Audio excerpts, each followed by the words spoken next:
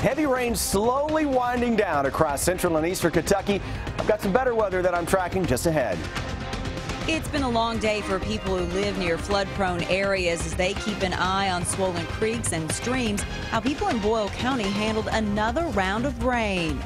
A restaurant's return has brought excitement and even traffic backups to Lexington.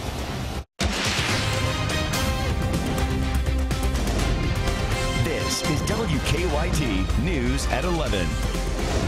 Good evening to you. We have been keeping a close eye on the heavy rain threat all day, and a WKYT First Alert Severe Weather Day continues tonight. Some rain is still moving across parts of the state right now, but we begin with Chief Meteorologist Chris Bailey. Chris, sounds like it's about done. Yeah, finally it is just about finished with us across central and eastern Kentucky. And guys, for all intents and purposes, the flood threat now going forward tonight is greatly diminished and is almost at nil. We are looking, though, still at some showers on our Defender radar network, some locally heavy downpours, but I don't expect anything to come of this in terms of renewed high water issues. What we're dealing with across parts of central Kentucky right now, just a couple of showers, Clark County into the Lexington area up into Georgetown. But even here, these are kind of few and far between. That little last batch of rain coming into town kind of blowing up.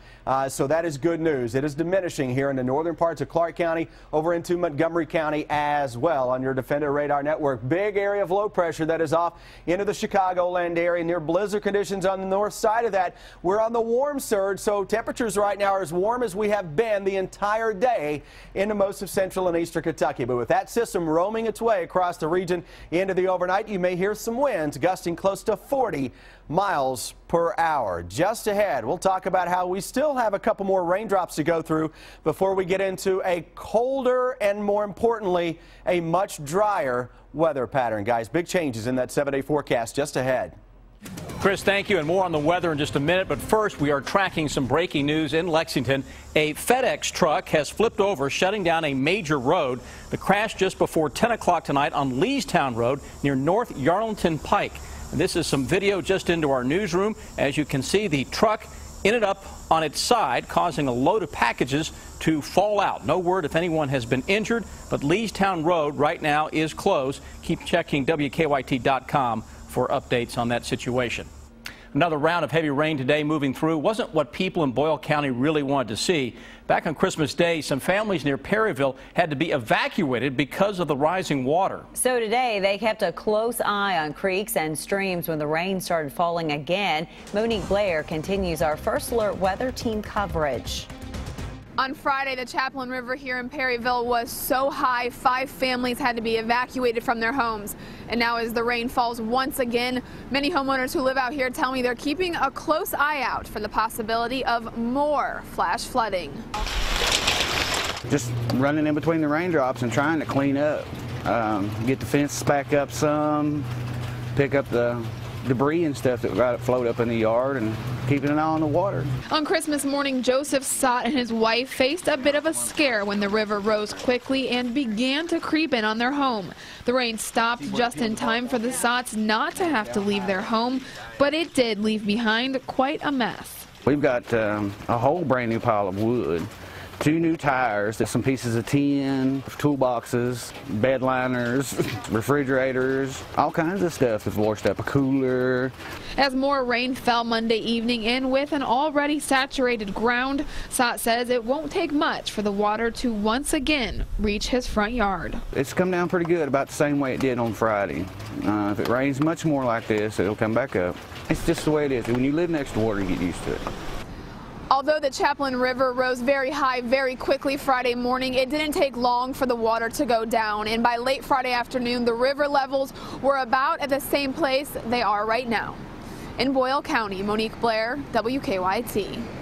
North of Lexington, the swollen Licking River had Nicholas County leaders concerned today. They say many driveways and side roads have been covered in high water over the last few days, but they say not many people live near the swollen part of the river.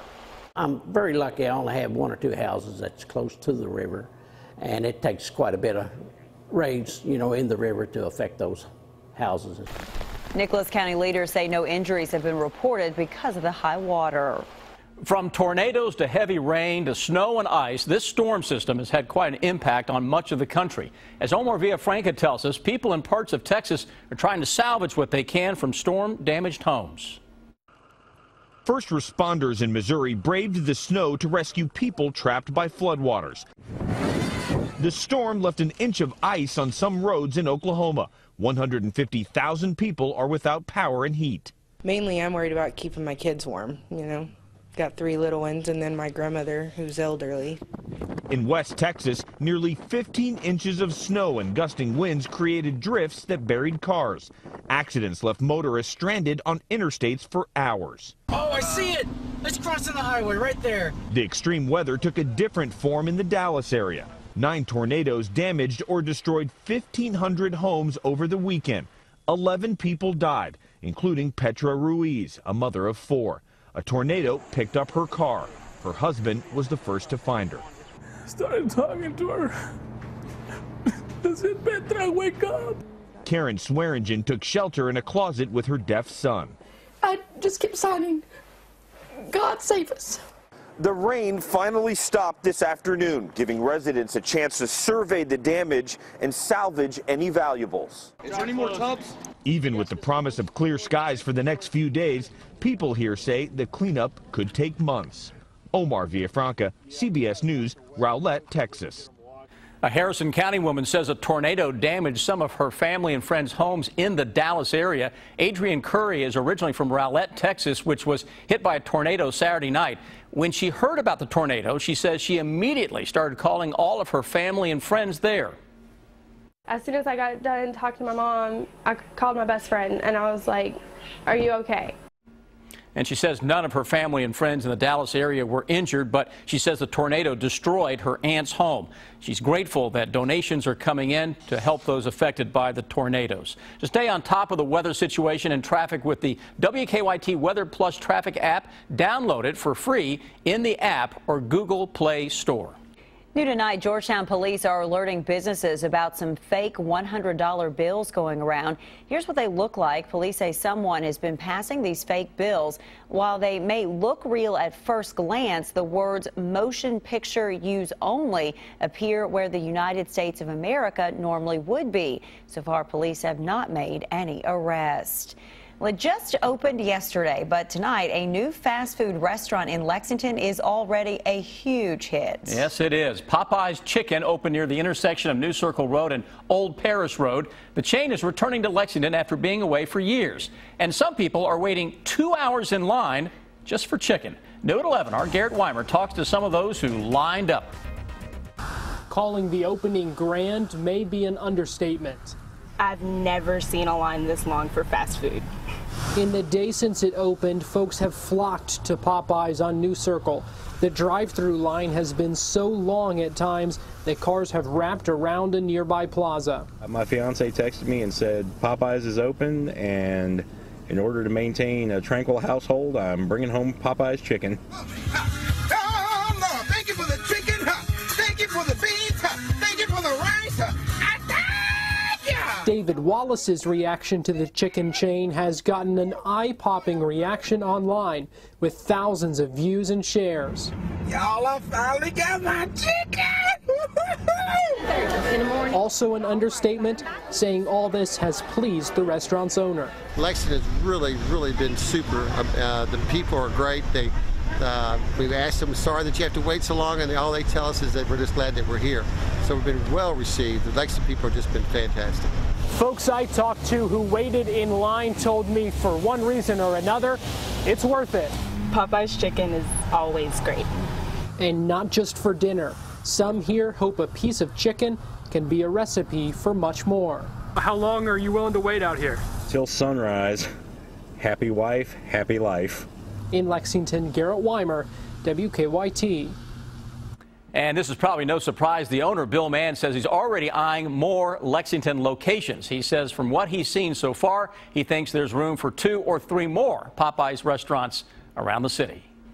Tonight, 3 men are recovering after being injured in what Lexington police call a hit-and-run crash. It happened last night along Midland Avenue. Lexington police say 25-year-old Asil Iriola was drunk when his car went up on the sidewalk and hit the 3 men.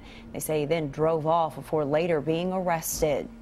It makes me heartsick, and I really do hope that the men survive and that whoever hit them, I'm thankful that they caught him, and I hope that he's prosecuted to the full extent. The father of 2 of the victims says Clarence and William Hockaday need surgery but should survive. But he says the other person with them, Michael Nipper, is not doing well. UK hospital leaders say he's in critical condition. The suspect is being held on a $23,000 bond. New tonight, the mother of a Knox County man killed in a crash says she'll be fighting for justice for her son. And last week, police say 22-year-old Ryan Baker died when the truck he was riding in crashed on Highway 718. They later charged the driver, Melissa Warren, with murder. Police say that she was driving under the influence at the time. Warren has pled not guilty. Baker's mother says he leaves behind a 16-month-old son. We're going to be at every court hearing, every date. I will be there. We're going to support our child, and we're going to get justice for him for what has happened. And witnesses say when they got to the truck to help after the crash, it was so badly damaged they could not tell the make or model. It appears some changes could be coming to a Jefferson County mall after some disturbances over the weekend. St. Matthews police say between 1,000 and 2,000 young people caused disturbances Saturday night, forcing Mall of St. Matthews to close early. They say there were reports of fights and shots fired, but the shots fired reports were not confirmed. The city's mayor, police chief, and mall management met today to come up with a plan of action moving forward. Some are asking why police did not make any arrests Saturday night. My understanding is they couldn't find a core issue to make the arrest on, other than disorderly conduct. The St. Matthews mayor, the police chief, and mall management are expected to announce their plan of action on Wednesday. The mayor thinks a combination of boredom and social media may have led to the disturbances. New tonight, a Lexington-based company has announced plans to expand in the new year. Clark Material Handling Company off Old Frankfort Pike plans to expand its facility. Company leaders say it will increase its under-roof manufacturing in Lexington by more than 200%. As part of the expansion, 2 material handling truck models currently made in Mexico will now be made in Lexington starting in May. The company hasn't said how many new jobs it could create.